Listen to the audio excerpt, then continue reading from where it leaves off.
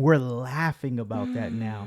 But back then you felt like your life was. It was hard. So talk about that. It was a season of learning through some difficult consequences. There was a lot of hurt and shame.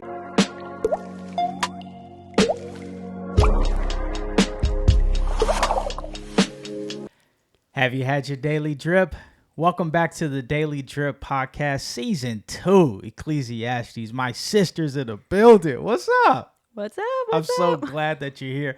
I had your hubby on. Yeah. He was talking like this, and he was giving me wisdom and knowledge. And the chills. He's a man of valor. He reflected, and, so now I got what he would describe his better half on. So this is going to be cool. This is one of my first boss. You were my boss. University photography, which, by the way, influenced me to finally get my degree, because I kept taking pictures of people that were graduating and I had dropped out, and I was like, I just kept picturing, well, you can do, if he can do that, you can do it, so that's what ended up happening. Pictures. Hey, you were a good boss. Thank you for that. Thank you. Hey, what is Daily Drip? It's devotional reading for insight in practice. We're going to squeeze that script for the Daily Drip. Hey, the doctor's in here right now. He had one job, to press start, and he hasn't pressed start.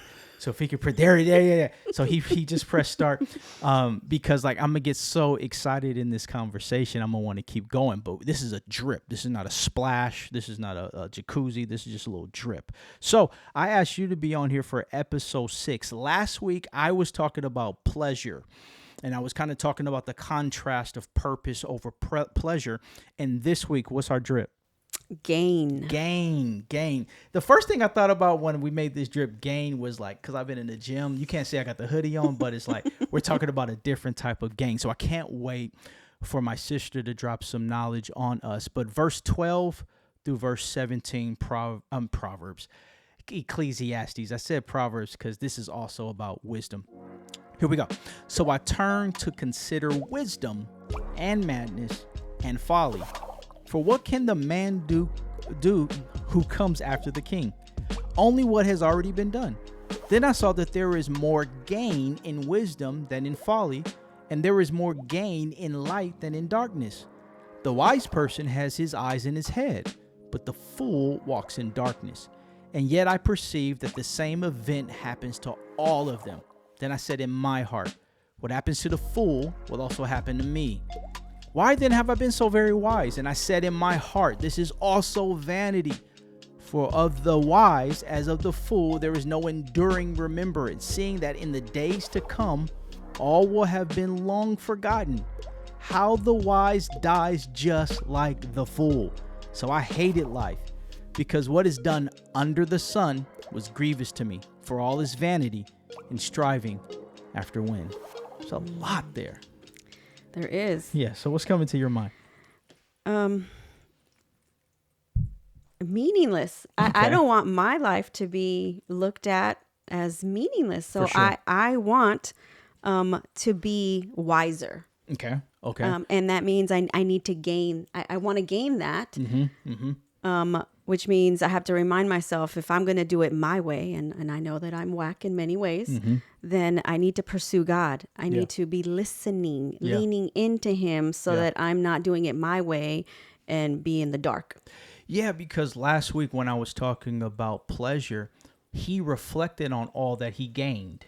A lot. He's an entrepreneur. He's a king. He has all these women. Remember, he had women, he had wealth, he had wine, he had worldly possessions. He had all these things. So he did gain, but he recognizes there's some light at the end of the tunnel, because he says in verse 14, verse 13, then I saw that there's more gain in wisdom than in folly, and there's more gain in light than in darkness.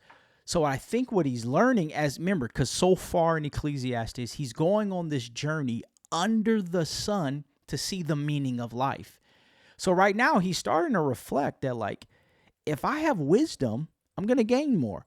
If I'm walking in the light, I'm going to gain more. So I think that's what you're saying, that you want to live a life that matters, and a life that matters is gaining wisdom over gaining possessions. Mm-hmm. And how often do we hear that already in our society? All of these famous people that have so much, but it's temporary satisfaction. They're always looking to one up it, to what more, that this isn't enough, and that's because they're not in the Lord. It's temporary satisfaction. Yeah, and that makes me think about episode 1 with my daughter Faith, when she was talking about gaining the being a better softball player. And she said even when she got on base, what she thought to her mind is, well, it wasn't a double. Well, it wasn't a triple. Man, I want to do a home run. So it's like the world will teach us that we just gain equals I got to get more and more and more. And what he's starting to recognize, no. I need to gain the type of life that can be lived in the light instead of doing things in the dark. And like what you said, I need to ask more questions from wise people, because wisdom is better than folly. But I want to get your perspective on this, because he's talking about under the sun. Look what he says in verse 16. And this is where I was like, dang, he kind of like bottom lines all these things. How the wise dies just like the fool. So I hated life. And what he's saying is like, man, even when you're wise, it doesn't exempt you from trials. And you're not going to live forever. Right. So like he's kind of like bottom lining it. Okay, you can live a wise life, but the same thing that's going to happen to the fool is going to happen to the wise. What thoughts are coming to your mind? But at least I have meaning in my life and a great legacy. I mean, it's all, as a parent, I'm a parent. I'm a boy mom. Okay. I want for my legacy to be about, what did I leave for my sons? Yeah. Did I teach them? Did they see a life in their mother that was yearning to be better at everything that she did? And so that leaves meaning behind. Yeah, and I think what you're striking is gold, because if you look at it, again, he keeps saying, my heart, my heart, my heart. He is only thinking about what's going to benefit him. So at the end of it, yeah, it won't matter if all we think about is ourselves. But what Raquel says, I'm thinking about my sons. I'm thinking about the next generation. So my life has meaning if I set up my sons for success. So even when I die, the legacy, the kingdom of God, can still be multiplied because I planted seeds in my sons. The more that we live life for ourselves, the less opportunity we have to pour into our children. That's what I'm recognizing about what he's saying here. He doesn't say nothing about his kids. He doesn't say nothing about benefiting others. And then when we're only trying to benefit what's in our heart, we will bottom line it and just say, you know what? At the end of the day, I might as well be foolish, because at least I had fun. But you're talking about the wise life leaves legacy. Right. Well, and more importantly, that it's about Christ at this point. And so I want my sons to know, am I bragging enough about Christ? What did he do in my life? Because clearly I'm going to mess up in so many different ways. But I'd prefer to do that with Jesus in my life. So talk about that a little bit, because the drip is gain. And I think in the Christian life, people that are observing Christianity instead of living Christianity think that in order for you to be a Christian, if you want to gain, you can't mess up. If you want to gain in life, you can't have any failure. But we've lived long enough as Christians to recognize, okay, failure is not avoidable. That's going to be a part of the journey. So how can we gain from failure? Well, you got to look to God. Okay, what did I learn from this experience? When I look back at one of the first real big failures, I guess we could say, or my lessons in life, was when we were 18, my husband and I, or wasn't really my husband just yet. But unfortunately, we made some decisions, allowed the raging hormones to get the best of us. Okay. And then here we are, pregnant. Hold on. Was he wearing a gold chain? He sure was. He was. You know what's crazy? And I want you to continue. We're laughing about that now. But back then, you felt like your life was... It was hard. So talk about that. It was a season of learning through some difficult consequences. There was a lot of hurt and shame that was wrapped around. We should have been serving in the church. And there was so many aspirations for both of our lives. And we had, a lot of support behind us, and for it to just, kind of, it came to a halt where we just learned a hard lesson through that. But we recognized, okay, so what are we going to learn from this? Because we're not going to allow for the enemy to say, oh, shame on you, you're pregnant and you're not even married. We figured, you know what?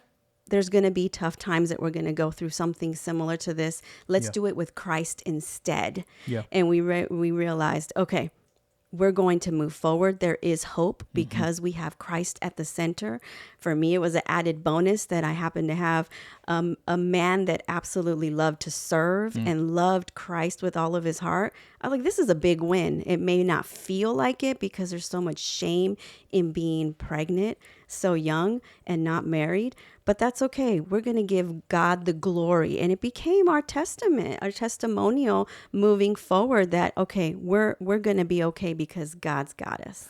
I love that. So why don't you encourage someone in our community, not necessarily somebody that got pregnant out of wedlock, but that may be their story right now, but somebody that feels like they can't gain because of all the losses in their life and it's their fault. Because now I'm looking at you, 32 years married, both of you guys educated. The compassion and intentionality you guys both have for the next generation. Like, there's so many blessings on your life, and there's so many people that look to the Jones of like, that's what blessed looks like, right? So we're talking about 32 years later now. Yeah. So talk to the person that's going through a season right now, looking at the assessment, because remember, Solomon's assessment is under the sun. They're not really looking to God. They're looking at their current decisions. Talk about some things that you've personally gained through your failure, but also give some encouragement to somebody that may be struggling in silence. There's meaning to your life. You do have purpose. And you're going to learn, if you take the time to lean into Christ and learn from these failures, these hurdles, these walls that you're hitting, there's going to be purpose. And so lean in and pray and recognize God can help you through this. And then in turn, that joy is going to kick in because you will then help someone else. You'll share your pain and they'll realize you're not alone. Because you're not. We're all in this race, and we're all whack in so many ways. But together, if we lean into Christ, then you'll realize, okay, there was a purpose for that pain, and now I can help others. I love that perspective, and I want to close with verse 14 because it says, the wise person has his eyes in his head, but the fool walks in darkness. So when my sister is saying, hey, you have value, you're not alone, we have to choose to be around community to hear that, because sometimes the failure is so loud that we feel like we would never gain somebody encouraging us. And now you've heard that encouragement. But when it says here, the fool walks in darkness, it's not because that person doesn't have an opportunity not to be a fool. It's because they continue not to confess where they really are. So that's where the practice is. If you really want to gain something in life, what we're going to do is not just focus on what's in it for me. We learned that last episode. It's not just about pleasure for me. It's about purpose through Christ. So God will still use our failures for his benefit when we surrender them to him. And when you're in that tough season, if you confess that to community, that's where you gain, because you recognize I'm still loved amidst anything I do. And that's the thing. You want to have people in your circle that if you do great or you do bad, they don't judge you. That's what safety looks like. There is consequences, but there is grace. Any other things that we can practice this week for gain? What do we want to gain? Wisdom. Wisdom. Honestly, that's what we're talking about. So share one thing that you're continuing, because you have so much wisdom.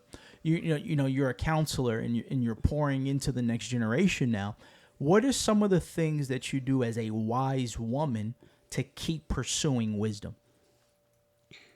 Well, I do have to get in the Word. I have to pray, worship, and that the worship portion comes a little easier in my home because my husband is a worshiper at heart. This, and then he's a tenor. He sings on his voicemail. You've reached Willie Jones. I used to switch that up a little bit. But keep moving forward in a positive way. I know that with my students, a lot of them can get settled in with the negative thoughts. Okay. And then they just hone in and they coddle them basically. And so my job is usually I can get them in front of a mirror or something and just say, no, I need you to practice saying the positive things out loud. I like it. Say it to me. And of course they naturally feel a little uncomfortable. No, seriously, tell that student, leave me alone and stand up, advocate for yourself. Those, when you say it out loud, your mind is making that mind shift, and then it gets to your heart and you feel more empowered. And so I would say that in order to practice, gaining that is asking the Lord out loud and saying it with your thought partners, your community. This is what I'm working on. Help me, stay accountable. I need accountable partners to help me stay on the course that I'm wanting to go. I love that because the wise person asks questions. So what my sister talked about is if you got these thoughts in your mind, instead of just playing those mental movies, say things out loud to either affirm in safe places, because faith comes by hearing the word of God, or just ask questions. Just ask the right questions to the right people. And with time, you'll find that you may feel like you're failing in a one season, but in the next season, like the Jones, it's going to be a whole lot of fruitfulness. Well, hey, that's the drip. So grateful that you joined me today. Thank you for not only being a part of the drip, but being so much of an encouragement as we're on this journey for the Daily Drip podcast. And we're going to close this episode by saying, stay dripping, my friends.